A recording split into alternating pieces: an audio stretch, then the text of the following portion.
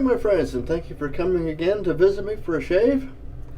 Today's shave is brought to you today is L, so I had to use L'Orange Noir. Got the soap, but it was just in a box when I bought it, so it's just I wrote it on the top. Our lathery instrument today is a Maggard synthetic, and we're on shave 10 with our Schick Injector M. We're loaded with a vintage Persona number 74. This is our 10th shave on this blade, and then we're going to put it aside for a couple weeks, or maybe a day or two. I don't know. Take a little break, do some other shaves, and then come back to this and continue our durability testing. I've already got the the soap lathered up here, and have my pre-shave intergalactic cube applied. So all I gotta do is lather up and go. I have a safety cat in here. It's not the safety cat. Today's Noel. Meow.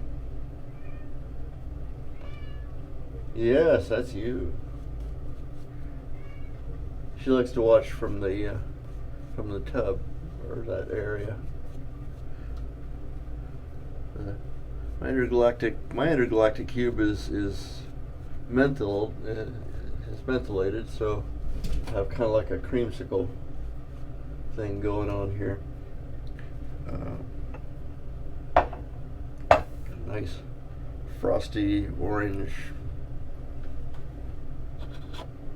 fragrance going on.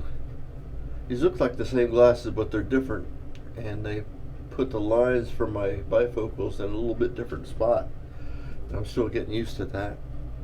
So if you see me doing this a lot, that's because I'm still not used to where the lines are.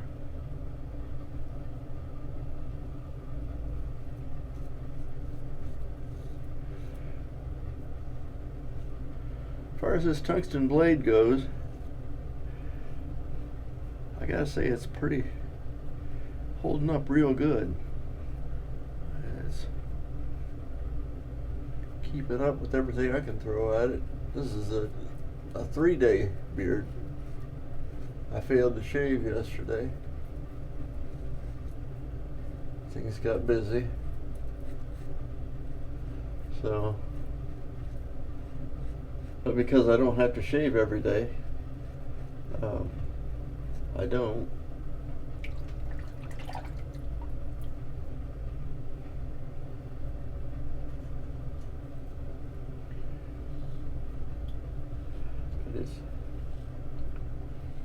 It's taking the whiskers right down, just as comfortable as it ever was.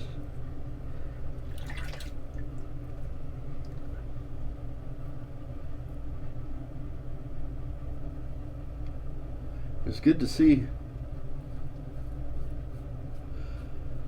Nurse Dave posted a shave early this morning, which should have been like 1 o'clock our time, but he's 5 or 6 hours ahead of us.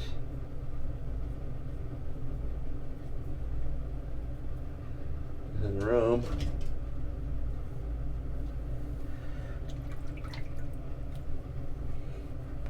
But it's neat that he gets to see the antiquities over there. His impression is pretty much what mine is of when you go to ruins. He says, "Yep, that's an old wall. Yep, that's been there a while."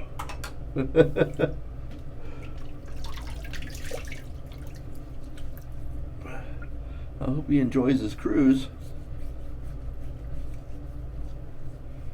I think that'd be something he enjoys.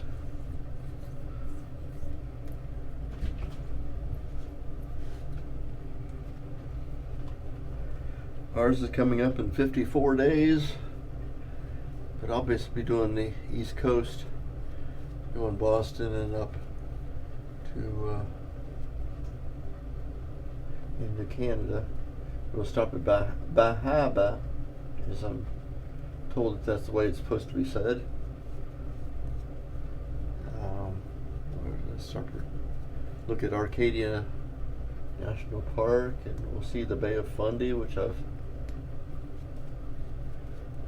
as a science guy, I love to see reverse tides and stuff like that. That's just neat stuff to look at. I think we'll have a good time. I'm there mostly for the food. And that's what cruising's all about, I think, is slapping on the feed bag, and I don't know, we'll see.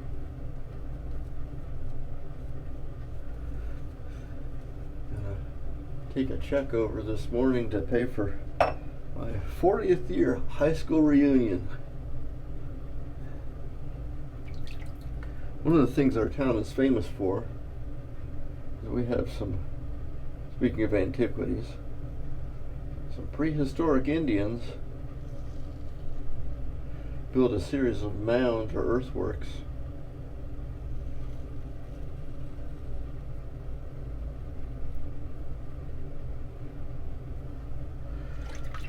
that,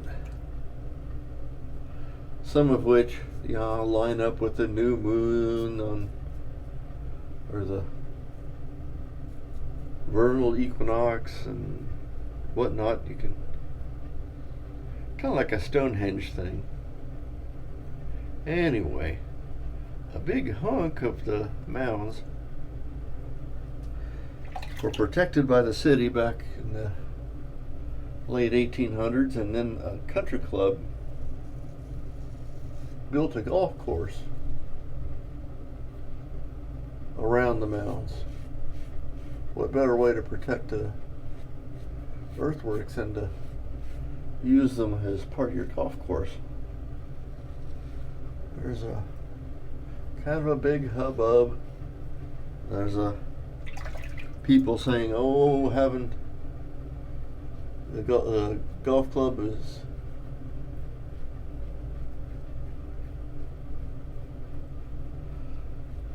limiting access for we indigenous Americans to see the mounds, earthworks of our people."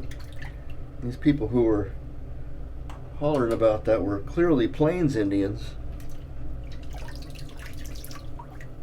And the Indians that are people who built these mounds, earthworks, were way before these Plains Indians ever saw the light of day. Pre-Delaware, I don't remember. They have a tribe name of them, but so they had a powwow out there last summer, and it was a real spectacle. So they sued the golf course, and then the state Supreme Court got involved and says yes, they can put eminent domain on and take over the golf course. State can take it over, and I'll bet you dimes to donuts. Once they do, it's going to go straight downhill. You're not going to get taken care of like a country club will. Grass isn't going to get cut.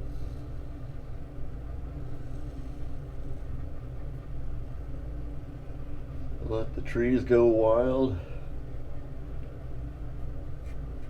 because you can't see the earthworks. That's what happened. There's a whole complex of earthworks in our town, and the state has some of them called the Mound Builders Earthworks,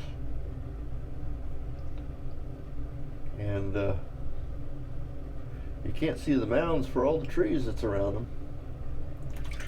You don't dare go into that area after dark because of all the hoodlums and stuff. Because of the mounds The mounds would rise about 2 meters, I guess. It's like, I guess it would be like a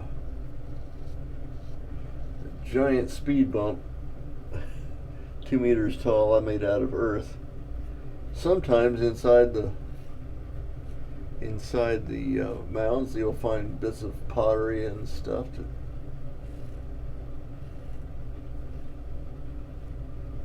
Some prehistoric person had his lunch. That was his pottery lunchbox, and he must have dropped it and it broke or something.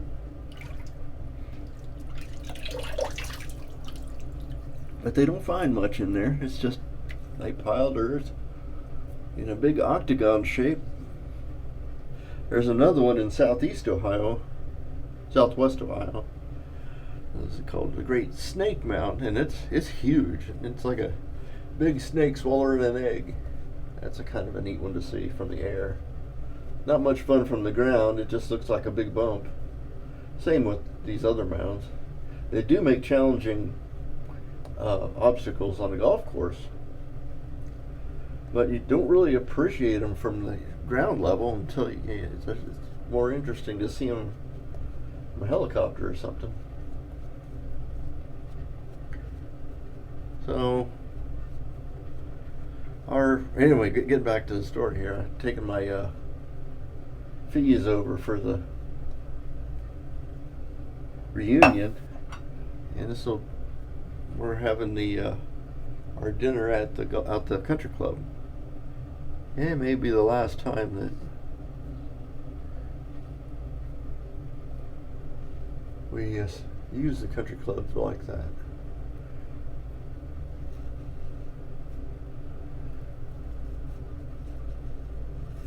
Country club was built in 1910, and there were some famous golfers who played there. So I told them that there were some famous golfers played there, and they were on before the PGA was the thing it is today. They had tournaments all over the place, and every little dog track kind of golf course you could find. And one of those dog tracks happened to be this course. And Bobby Jones played here, and Lee Trevino has played here a few times. It had a senior tournament out here I don't know. I don't remember when that was. There was a senior tournament out here, and I'm trying to think of the other name of the other. Billy Burke. There were a lot of famous golfers played here. Got a pretty good shave going. Need just a little bit. Once again, in my spots, I'll dial this back a little bit so I don't cut myself.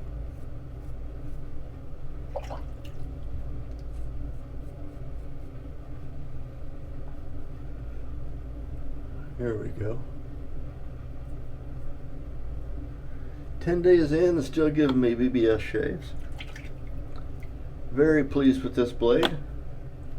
I'm going to clean up and I will be right back. Thank you for waiting. We're back. We had a great shave today. Definitely another BBS deal. We were using L'Orange Noir, and notice we got the L here.